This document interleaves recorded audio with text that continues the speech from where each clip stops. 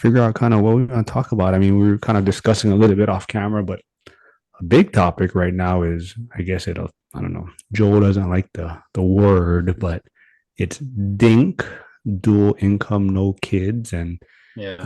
it's kind of a big discussion on social media right now.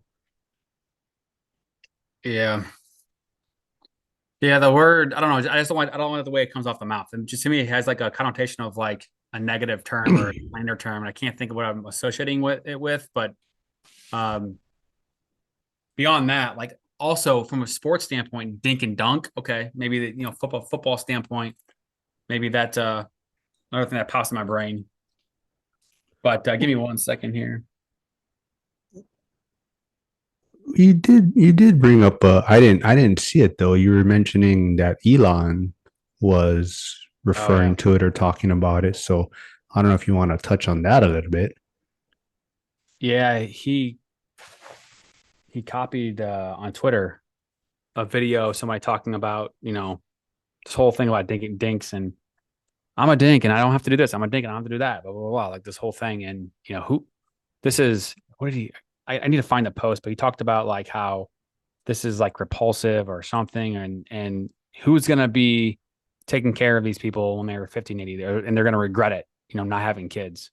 And Elon is big, if you follow him on Twitter, big about population collapsing in 20 years or whatever the time frame, and that adults should be having as many kids as possible.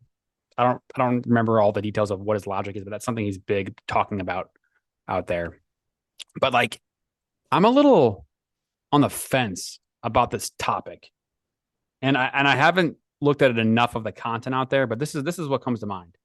If I'm 25 or 30 or 35, whatever the age, and you want to promote, hey, I'm a dink and I'm dual income, no kids, and that lifestyle, that's cool. But like at the end of the day, whether somebody wants to have kids or not have kids, like that's their prerogative. But like you and we're here talking about financial freedom. We're here talking about how do we get ahead? How do we take control of our time? Right? Like, so if somebody was 35 and they're promoting financial freedom on their platforms or a podcast or whatever, like at heart, it may be the exact same thing. They may be doing the exact same thing. They don't have kids. They're doing things, trying to pocket money and save money and invest and whatever. But the way that they're framing it is just different. They're promoting the lifestyle, not having to have responsibility. And someone else may be framing it, hey, I don't have kids yet, maybe down the road, but now I'm able to stockpile and work on my craft or build my business and invest for retirement and maybe retire early. So like, I don't want to necessarily automatically rush to judgment on the thing, but I think the initial connotations are it's a negative to talk that way. Um, but I'm not a rush to judgment type of person. I want to have a conversation with somebody. What are they thinking about? Because what I think about at 25 or 28 could be different in 4 years. And maybe people's perspective changes. So I'm not going to rush to judgment. Yeah, I don't know if it's being. Hold on, let me pause this real quick. No, yeah, I don't think it's really so much of a negative. I think it's more where we are in society, and a lot of people are looking at, that American dream is not the same as maybe when we were growing up. I mean, I know we're a little bit different in age, but when we were growing up, it was, a lot of people were, home ownership, having that big home where, when you get older, your grandkids are going to come visit for the holidays, and you have this job or neighborhood that you live in for 30 years. And but I look at it and I think a lot of that's changing, and maybe it's, cost of living and how expensive things are getting, and people are wanting to enjoy life now. And sometimes, having children can change those plans. And I think that's more what it is. And I see a lot of the younger generation, they're just wanting to enjoy, home ownership's not a big priority for them. And it's just kind of a mindset shift. Yeah. So to put out some personal information about myself. So my wife and I, we had kids at 30. I was 36. My wife Sarah was 33. We had to do IVF. And like we were trying, like actually trying for like a year and a half. And we decided that we were gonna get, stuff figured out and we did that. It was obviously expensive. And I think the biggest reason that I wasn't pushing personally to do it sooner is I was kind of scared, like not scared of like having the kid or like raising a kid, but like, dude, like I got that ADHD brain. Like, okay, do I really want to pass somebody onto this world that's potentially going to have similar, hurdles or issues to overcome? And that was just me in my own head, right? Like, there's 300 million people in this country. So thankful. Side note, thankful. I was born in this country because freedom, right? Could have been born in whatever other country that's a third world country, and it'd be a different life. Yeah. Um, but like that was my own way, my own hurdle, and I look back on, man, you know, I have memories of my father, and I was one of four kids. I have memories of my father. He had us kids in his early to mid 20s, and like going to the ball field and pitching batting practice. And I look back on it, and like I was in high school playing baseball, and my dad was probably, I guess, 40 and coaching the team and pitching basketball, pitching batting practice, and all this stuff. Like younger and like I'm 13 years older than my dad would have been, having kids. So like I look at that like, okay, I wish I would have had kids sooner. In all reality, it just wasn't in my cards. So I look at it differently now than I did before. Obviously, you can't change the past. Go ahead. No, no, no. Yeah. So exactly to your point, I kind of see it, both, kind of like we've talked with Hugo from Stay Winning podcast about it, about he's very a big believer in building that nest first, as far as, making sure your child has this kind of stability and financial security, maybe when they're born. Cause, maybe for his upbringing, he was kind of like, my parents, like, what were you thinking? What were you doing having, we're living in a garage kind of thing. And so that's why he's, a very big believer on building that nest first. And kind of something you just touched on too.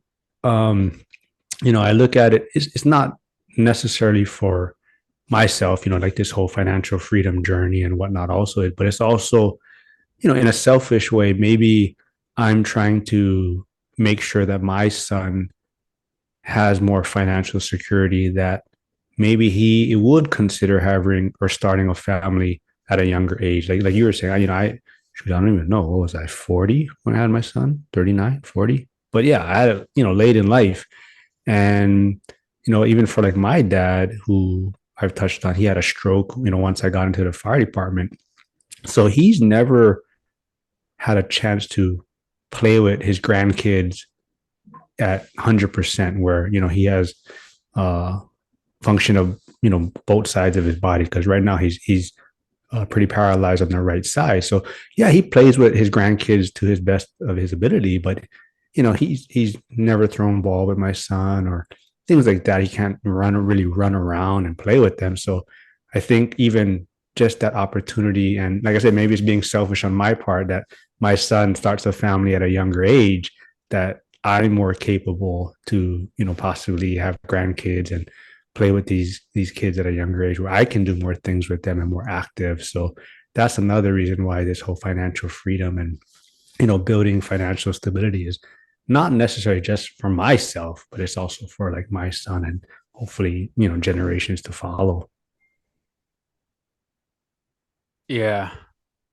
Like there's a thought going through my brain that, about somebody, I can't remember who was talking about it. It's like, you know, somebody who goes through something, parent trauma, or, stuff happens younger in your life. And like that stuff that happens to you younger in life, it shapes how you look at things and do things. And, people that do great things all went through something early on in their life that, affected them, maybe push them into, pain or struggle, and, prove somebody wrong. And then they go do great things. And it's like, this person's comment was like, yeah, that's true. But like, at the same time, there's probably 10 times, 20 times people that go through similar stuff that don't do anything with that pain and struggle. They wither or they go down the wrong path. And so it's like, me personally, I'm saying, hey, I wish I would have, had the opportunity to have kids sooner. And then like I know that like my outlook is different now. Like the way that I look at time is way different. Like before, if it's 7 or 8 o'clock at night, like I'm not worried about stuff. Now it's like I have less time, so I have to be more intentional with the time I have. And so it's like if I would have had kids sooner, maybe my outlook changes and shifts sooner along the way, and maybe I'm further along on these other goals that I have. But at the same time, like there's always the other side of the coin, kind of a thing. So it's like my thought process is just my thought process on it, and it could be different for somebody else.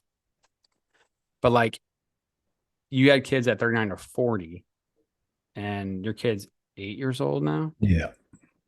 So, um, divorce, right? Like I just actually interviewed somebody. His name is Jamie Lima, uh, financial advising, divorce stuff, advising, and like that's something that's a lot of the clientele he works with is stay at home mom, and the husband is working a lot probably and has amassed wealth, and it's like running a household. There's only so much time in the day to do stuff, and like in my world, I'm 100% commission, so like it's constantly on my brain. Like I can't turn it off because I don't know where the paycheck's going to come in a month or two or six, and so that's a personal thing that is a struggle for life, relationships, all that stuff. And so everyone's got their own situation, but like having kids, having a family, building wealth, like you can't have it all. Like certain things have to shift or adjust, or you can't have all your eggs in 10 different baskets. Sometimes you have to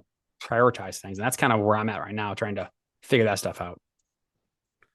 Yeah. I think for me, though, it's kind of, you know, we are a rare breed, maybe, where, later in life, something switches for you and you see this path and opportunities. And, I think that's why I really try to get stressed to the younger guys in the firehouse who don't have kids yet or are single that, do stuff now so that you can make things a lot easier for you down the road, whether you get married, whether you have a family, have kids. But, once you start a family, have kids, sometimes the focus and priorities change. And so for you and me, I mean, yeah, we're older and yeah, we're trying to start this other chapter in our lives, but I think we're the anomaly. We're kind of like the outliers. There's not a lot of people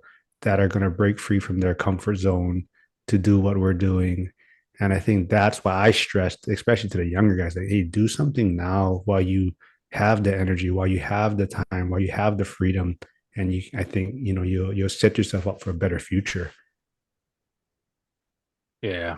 And that's the hard part, right? Like this is something that goes through my brain all the time. Like when the pressure and the deadlines are coming, like you go into overdrive and maybe you work an extra hour, you do something early in the morning, where like when that pressure's on and the time is ticking, you know, sometimes you get more stuff done. That kind of maybe it's procrastination with the last second kind of a thing that a lot of people have.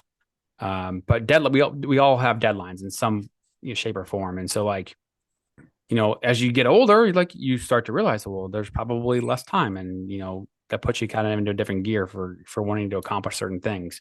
And like when you're 25 or 30 or whatever, like you don't have that same pressure potentially.